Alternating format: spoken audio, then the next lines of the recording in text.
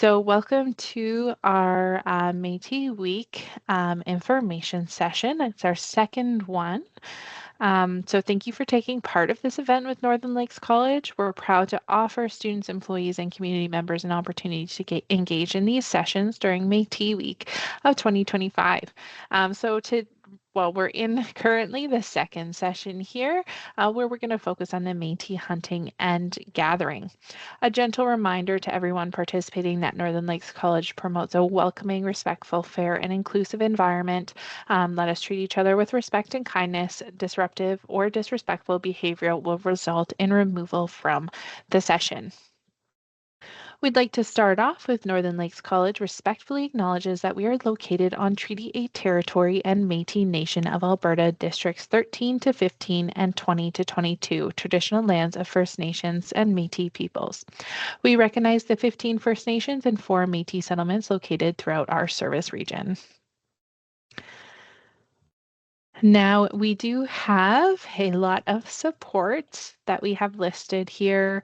I think that's all of them. So we do have Charlotte Cardinal with joining in our session today, and she is a counselor at Northern Lakes College. So after the session, if you would like to speak to a counselor, you can contact Charlotte at either this phone number or our counseling email, counseling@northernlakescollege.ca. We've also listed some supports here, some Alberta mental health helplines, and additional helplines there as well if you do need to reach out to anyone to talk. And now, without further ado, and once again, I can't, for some reason, your picture is not showing up for us on this slide, but I'd like to introduce our speaker today, Jason Big Charles.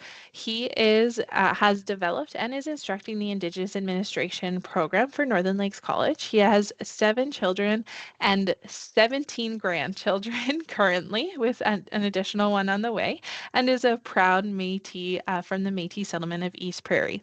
Jason has taught for 20 plus years in various grades and for the past 13 years focused on educational leadership.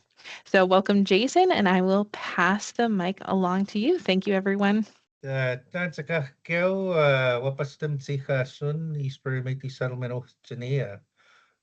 name is Whitehorse, colonized name Jason Big Charles, and I am joining you this evening from the East Prairie Métis settlement where I was born and raised.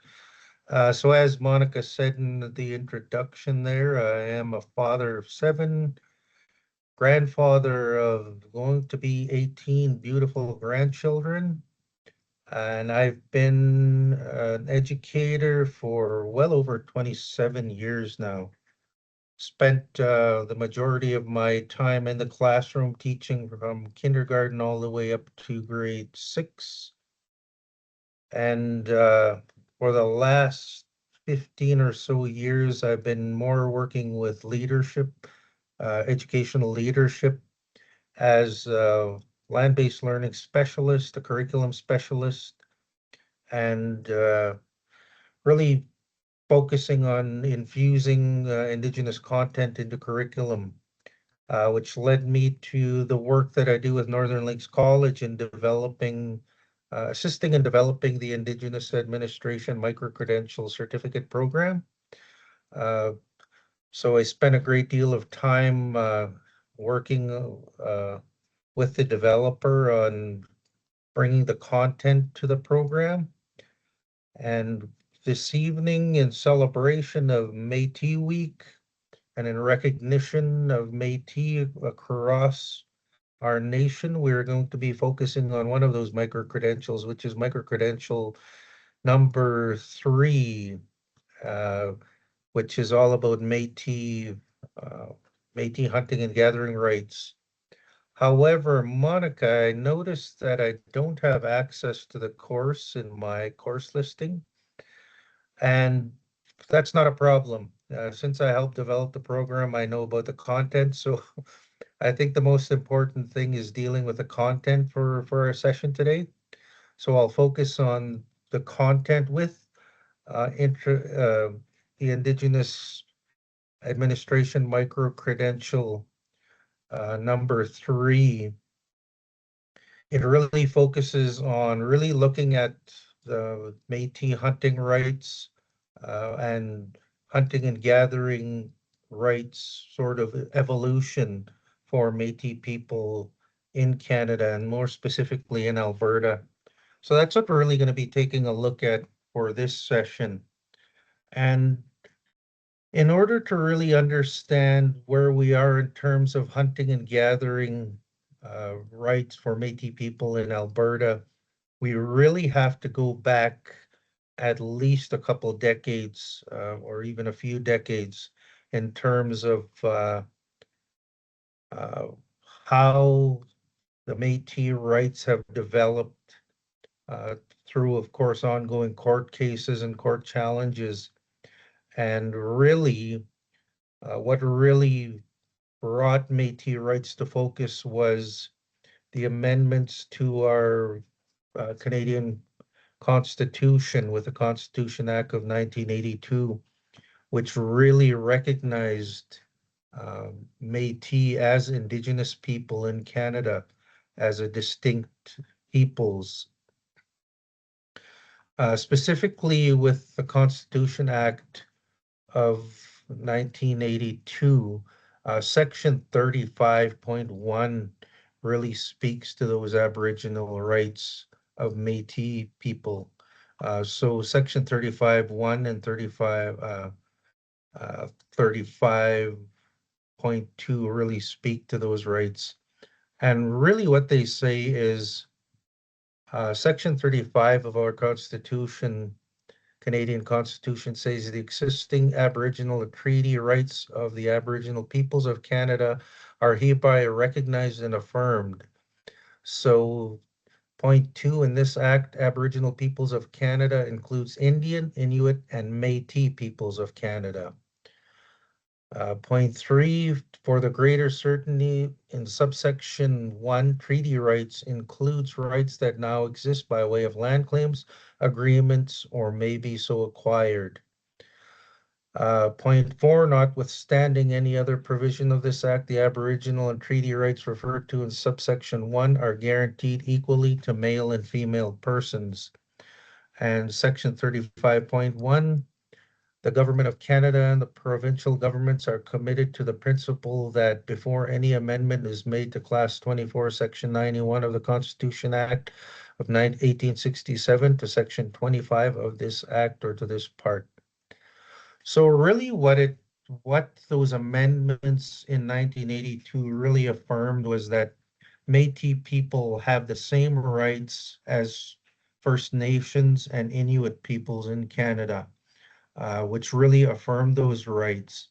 Now, in terms of where we are right now, in terms of hunting and gathering rights, they really hinged on the wording of the changes to the Constitution Act in 1982.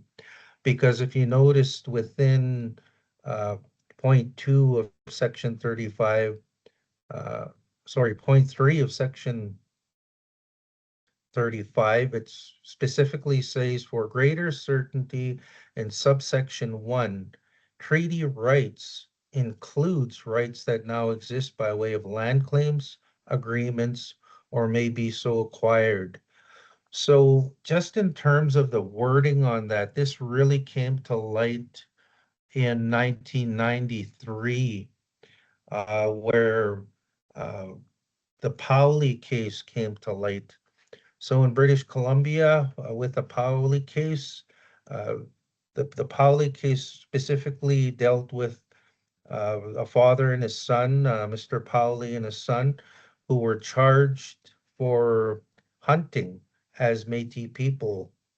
And and with that case, uh, it really hinged on Section 35 with the Métis having the same rights as Inuit and First Nations people in Canada, and specifically on the section of that act that spoke to treaty rights and agreements, or treaty rights being equal to agreements made under uh, with regard to Inuit, First Nations, Inuit, and Métis people. So in terms of that, most of our provincial governments had certain recognition and rights of Métis people provincially.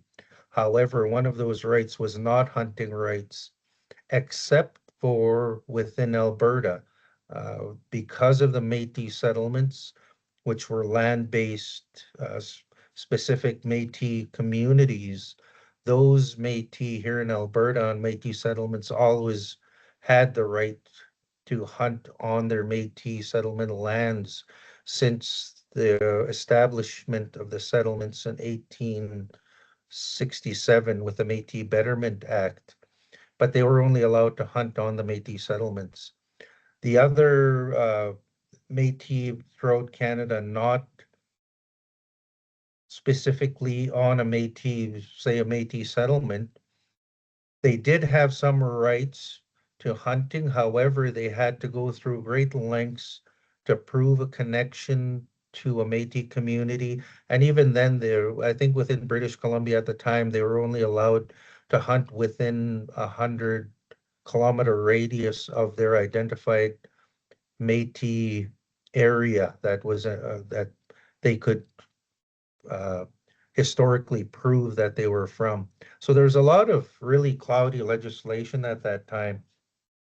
So of course, with the Pauli case, the father and son did challenge the provincial court ruling. They took it to the Court of Queen's Bench, which heard their appeal.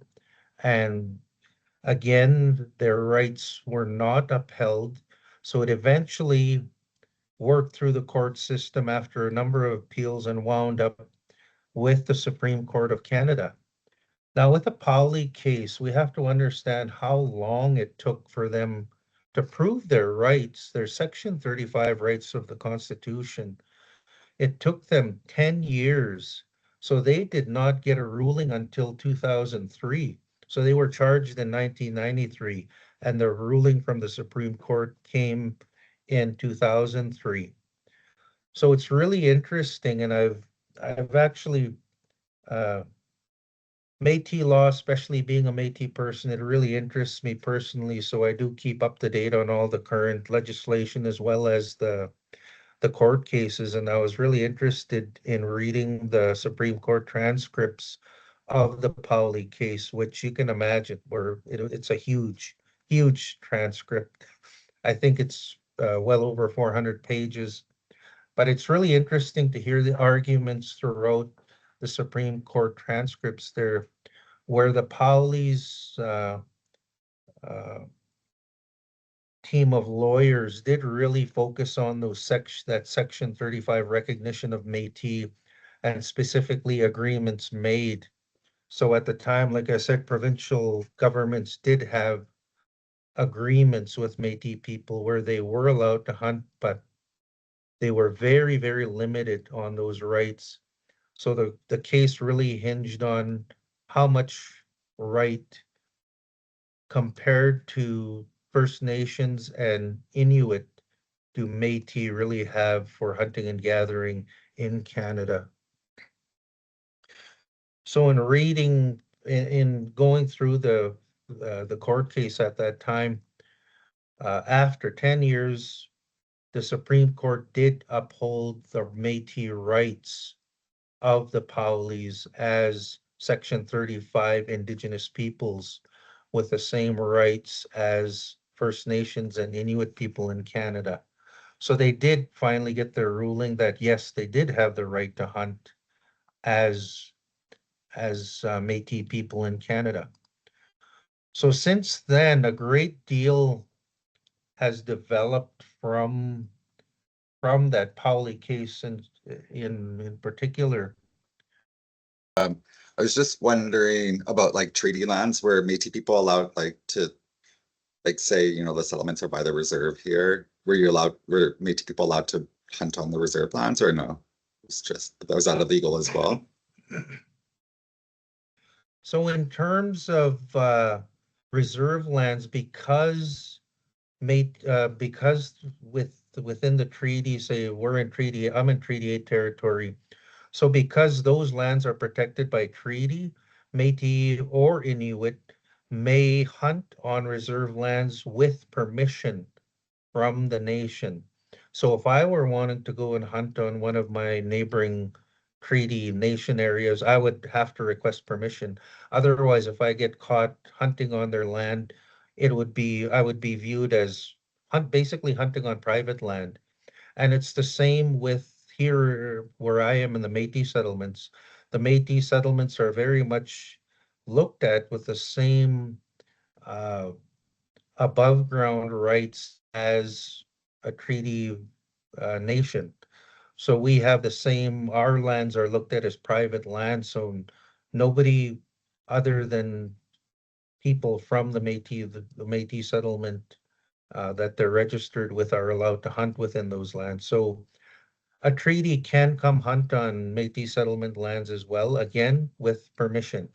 So there's still our nations and our Métis settlements are really looked at as private lands, no different than anybody in the general public owning their parcel of land and having that ability to control who hunts on their lands. So in terms of the rights and how they've developed after the Pauli case, it took another 8 years uh, with provincial governments to finally begin to form agreements with Métis peoples on hunting and gathering practices and hunting and gathering legislation and policy within each specific province. So within Alberta here, our agreements, I think, were finally concluded in 2008 is when we finally had our hunting and gathering practices brought into legislation within the province of Alberta. The other dates are different, and some of the provinces are still developing legislation regarding Métis hunting. But again, it was all stemmed from that Pauli case and that affirming the rights of Métis people to hunt and gather, no different from First Nations and Inuit people in Canada. So it was a huge win for Métis people. In terms of hunting and gathering, with the legislation that Alberta has currently, it recognizes both Métis Nation membership as well as Métis settled membership equally. So we all have the same hunting and gathering rights. And I'm just going to bring up the Métis harvesting legislation in Canada. I'm in Alberta right now. I'll just share my screen here. Legislation for Alberta in terms of Métis harvesting in Alberta. And here it came into effect 2019. So this is fairly recently updated. Like I said, it wasn't fully recognized in Alberta until 2008. And again, there it took them another 10 years to fully develop the legislation governing Métis hunting in Alberta. So in terms of uh, policy parameters, with Alberta, we have to prove that we belong to a particular harvesting area within Alberta. So just to give you sort of an overview of what the previous rights were from my perspective or my situation as a Métis settlement member to 2018, uh, I was able solely to hunt on my Métis settlement of East Prairie. I was not allowed to hunt without outside of those boundaries. Sorry, that was up until 2008. In 2008, when the provincial government finally took the Pauli case into consideration and started develop, they extended that to say that for the Métis settlements, we were given the right to hunt within 100-kilometer radius of our Métis settlement. So they extended it to 100 kilometers around the borders of our Métis settlement for hunting. However, at that time, there was still a great deal of contention because in 2008, the Métis Nation of Alberta was still affirming their rights as Métis people to hunt and gather. However, the deciding factor was not having that specific land base like the Métis settlements do. So it took their fight a little bit longer, and that's basically what had that legislation taking another 10 years to be fully formed, where they really worked hard with the Métis settlements and the Métis Nation to have these harvesting areas identified. So within these harvesting areas, as Métis people, we have to prove historically that we are connected to either one or more of these harvesting areas. So with myself, uh, like I said, I am on the East Prairie Métis settlement. So the designation at that time said I was from harvesting area C. So that gave me the freedom to hunt within all of the territories you see outlined here in red, uh, as a harvesting C Métis. Now, what happened is at that time it was sort of sort of a loss for the province, because previously, under legislation for the Métis settlements, like I said, bef uh, in 2008, we could only hunt within 100 kilometers of our designated settlement. So our areas were a lot smaller. However, when they moved to these harvesting areas, what they opened up in the legislation and the policy is that if we could prove we're from areas other than where we're living, then we have a right to hunt in those areas. So say with myself, in my application under this policy and legislation, it shows through my genealogy that I have a connection to all four hunting and gathering areas in Alberta. So it kind of worked against them. So now it really gives me the right to hunt and gather anywhere in Alberta based on their legislation, which I previously never had before. So there was wins and losses for a lot of people during the development of these harvesting areas. So these are the harvesting area here. You see harvesting area A in the northwest corner of the province, harvesting area B in the northeast area of the province, harvesting area C within the north central region of Alberta, and then harvesting area D, which is in the south central area of Alberta. Now we keep Now, even after this legislation in 2018, there's been further developments because they are still looking at, of course, a fifth area in southern Alberta, because the southern Métis have stepped forward, ascertaining and affirming their rights as Métis people to have an identified area, harvesting area as well. So again, here you see the regulations or the requirements: self-identify as a Métis, show membership in the Métis Nation, or show membership in a Métis settlement, or a statutory declaration confirming self-identification. And with these statutory declarations, you have to provide your genealogy. So you have to go back at least 5 generations in your genealogy and sort of prove that you have Métis ancestry or legitimate Métis ancestry. So again, here, show ancestral connection to a Métis harvesting area you are applying for. Again, showing your genealogical history, showing that you're tied to that area identified on the map, or show a contemporary connection to the same Métis harvesting area. And then it's got the usual regulations, and they're general regulations. So we have basically the same rights as treaty, uh, as hunting and gatherers under treaty, in terms of what we could hunt, when we could hunt, and and all of those legalities. So basically, we could hunt year round, as long as we're using anything harvested for feeding ourselves. And again, there, as with treaties, we can only feed ourselves and our immediate family.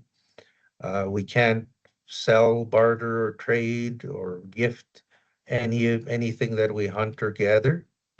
In terms of fishing, we still have to get a commercial, a sport fishing license. However, we don't have to pay the fees for those licenses. We can still get a domestic fishing license, which allows us to use a net in a lake within our identified harvesting area. And again, there we don't have to pay any charges for those licenses. It's more for sustainable resources to be able to just have everyone identified out there. So if I'm out on a lake with a net and I have my domestic fishing license, which most people have to pay for, it'll say on that license that I am a Métis harvester and I am fishing within my rights with a domestic fishing license. So going and applying for these licenses is just part of that process of ensuring that we are uh, properly identified in the field when we're out hunting and gathering so that we're not being wrongfully charged or wrongfully detained when we are hunting and gathering.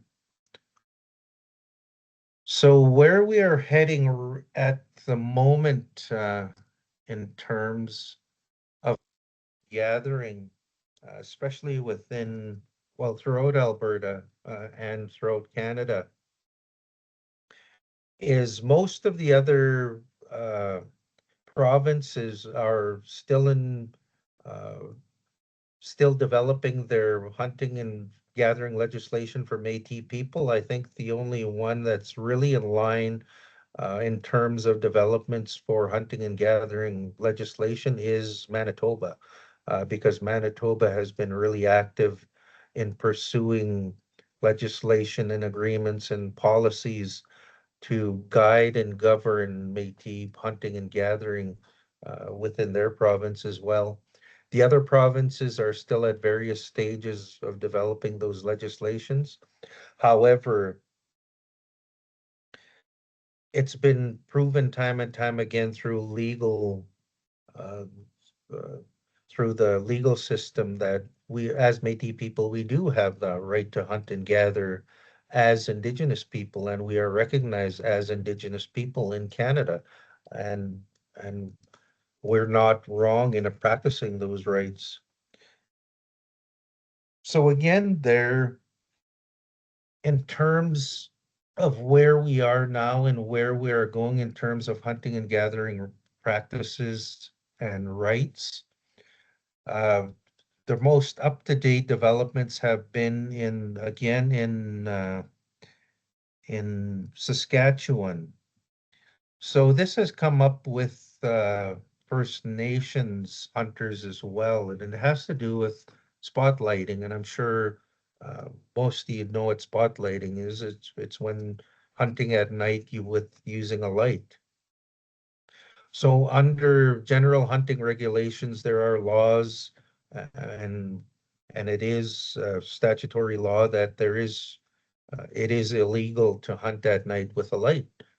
However, in terms of Indigenous hunting and hunting rights, it has been challenged. And in Saskatchewan, it went through the provincial court, and I think it's been appealed by the province currently and is going to the Supreme Court. But that really deals with the evolution of hunting practices as Métis people. Because with the case in Saskatchewan where the hunters are they challenged the rights of Indigenous people to hunt with a light, really hinged on hunting evolution and hunting practices. And in that case, oh yes, they did win at the provincial level, and it was recognized at the provincial level that they do have a right, uh, because they were able to prove that spotlighting was a historical practice within their hunting territory. So in terms of where we're going with the Supreme Court, it just ascertaining and affirming Métis and, well, in general, Indigenous rights to hunt and evolve as the need the needs change for hunting and gathering practices. So the the the argument right now is that with Métis people, we have always had to evolve our practices as hunters. So when we first began hunting, the majority of the hunters just following first contact were using spears and bows and arrows. However, with the introduction of guns, we started using the guns as our primary means of hunting, and then that technology allowed us to hunt more proficiently in order to sustain our hunting and gathering lifestyle. So the arguments now are that because of the encroachment of developments and the dwindling hunting areas, we've had to adjust again our hunting practices. And in a lot of our areas, specifically in terms of the case with spotlighting, what they argued is that because of the encroachment of development and the change in behavior in the animal population, specifically moose, they were mostly becoming nocturnal because at night there's less activity, so that's when the moose move. So they did win their argument on that, that they were within their right as evolving Métis hunters, adjusting their styles of hunting to sustain themselves, and they were right. They had to adjust their hunting practices. So that was a big win for Métis people there, where those were recognized that the only stipulations in Saskatchewan were that if Métis Indigenous people, First Nations and Métis people are hunting at night, they need to prove that it's part of their hunting practice in their historical community. So with myself, all I'd have to do is really get the support of my elders in East Prairie Métis settlement to say, yes, that's one of our hunting practices that we've had to adopt because the moose only move at night. So when are we supposed to hunt them other than at night?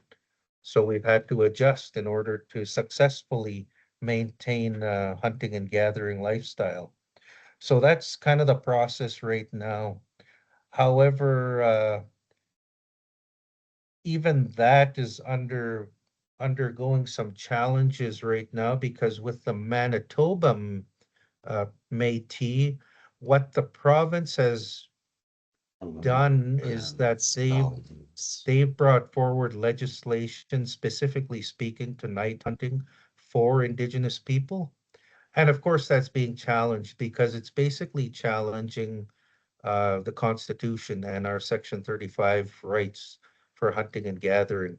So it's going to be interesting to see where that litigation goes. And I'm kind of following that one just because of personal interest to see if, again, the Supreme Court will uphold Métis rights or in general Indigenous rights for hunting and gathering practices. And making it even more interesting, at the moment, we have another case in First Nation Métis and Inuit hunting and gathering in the north, where the Inuit peoples, I can't remember the community at the moment, but they've begun using drones to hunt for their annual caribou hunts. So of course, they've been charged for unlawful use of a drone in hunting.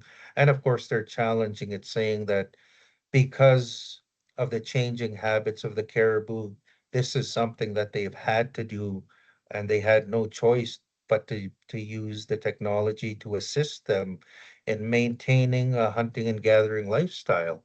So it's going to be interesting to follow that case as well to see where it goes.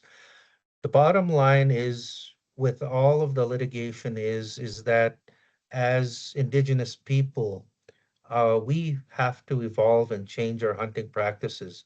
And myself, as a very active hunter and gatherer, more than 65% uh, of my food supply is through hunting and gathering and living off the land. I have to change my practices. When I first started hunting, we were hunting by horse, and that was our primary means of hunting.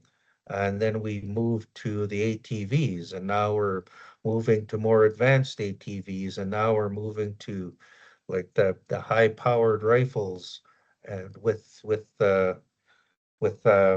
high view scopes, and again there we're constantly having to change our practices because of changing habits of the animals that we're harvesting, and the changing nature and the development that we're having to constantly have working against us as hunter and gatherers.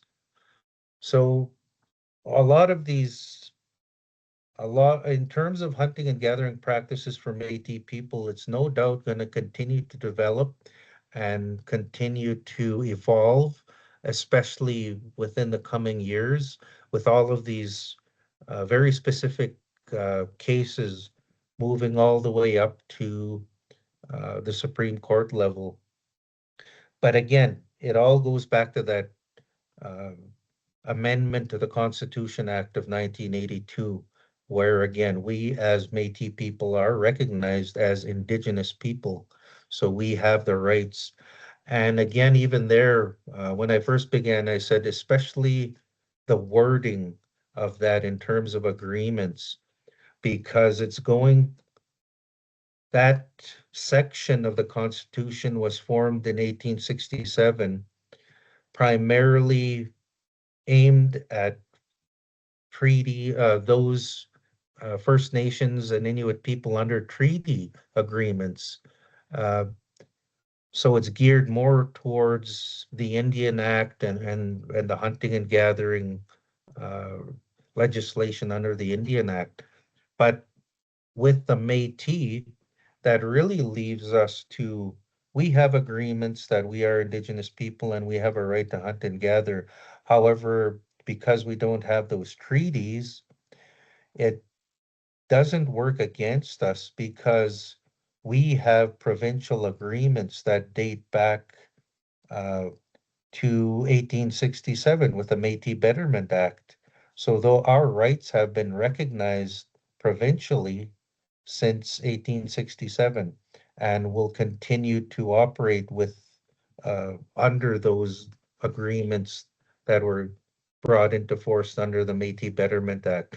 And then later, specifically to the Métis settlements with uh, the adopting of the Métis Settlements Act in 1990. In terms of um, the Métis Nation membership, again, there they are still fall under the agreements under the Métis Betterment Act. And the only thing, the only thing hindering that move at the moment is having that land base and having those specific Métis communities identified. Now, even that's changing because even further developments are occurring daily. I think it was in 2020, either 2020 or 2021, the Fort McKay Métis. So what happened there, in order to support their uh, in order to really have their hunting and gathering practices really recognized, although they didn't have a specific Métis community or a Métis land base that they could claim as specifically Métis, what the Fort McKay Métis did is they actually individuals went and purchased land in Fort McKay area, and they jointly purchased those lands and they registered it as the Fort McKay Métis. So they now have a land base. And so now they are there's no question that they are land-based Métis people and that they really have those same hunting and gathering practices covered by the hunting and gathering policy by the Alberta government. So that's really sort of the big developments there. The other developments are more towards building and developing our own Métis legislations, both with the Métis Nation of Alberta and with the Métis Settlements General Council. So we are in the process of really asserting our right to self-government and developing our own hunting and gathering policies. With the Métis Nation, it was really uh, under the regulations of and the guidelines within what's being called the Métis Constitution, which is Bill C-53, which was uh, introduced uh, before Parliament. It hasn't gone for it went for the first and second reading, but it never passed the third reading. So that Bill C-53 is still on pause right now because at the moment with that Métis Constitution, they're calling it, the Métis settlements actually stepped forward and maintained that they were not consulted with on that Métis Constitution, although it does really speak to Métis settlements, Métis on the Métis settlements as well. So we're at a point right now where the Métis settlements and Métis Nation of Alberta are really trying to work together to ensure that that consultation and that joint development of specifics within Bill C-53 are are developed collaboratively so that it covers all Métis in Alberta. So we'll see where that goes and how quickly they can make adjustments to that Bill C-53 and get it sent finally for third reading in Parliament and brought into legislation. And we're hoping that it does because I'm from Métis settlement and I believe that regardless of there being two different governing bodies, I'm sure that we're all really looking at the same uh, having our Métis rights and our having our sovereign uh, cultural sovereignty uh, recognized in Canada. I think that's really what we're all pushing for. So I'm really hopeful that those will continue to develop. So with that, again, we have the provincial governments that continue to challenge our rights as Métis hunters and gatherers. Uh, and the most recent here in Alberta is with uh, Alberta bringing forward Bill 57, which sort of the province went without consultation of the Métis settlements and kind of changed our Métis Settlement Act to, I guess, take a step backwards and have it more to where the province is having a bit more influence on what we do within our Métis settlements. So of course, the Métis they have currently challenged that and they're taking it to the courts at the moment, challenging that legislation. So a lot of different developments just currently. All the material I just talked about is within the micro-credential number 3 of the Indigenous Administration Micro-Credential Certificate Program. So yeah, all of that information is there. I think it's even a bit more detailed within the modules of there, because I believe there are 4 modules in that micro-credential. So with that, that brings us nearly to the end of our session today. I hope you learned something. I hope, if not, I hope it affirmed what you already know. Uh, But like I said, myself as a Métis person, I am very active in keeping up to date with current legislation and current court proceedings in terms of Métis rights, well, Indigenous rights in general. So I hope you enjoyed this session. Definitely really happy to represent Northern Lakes College on celebrating and really focusing on Métis and celebration of Métis Week. So thank you very much for joining me. Kananas kom tinawal ka, Kiel.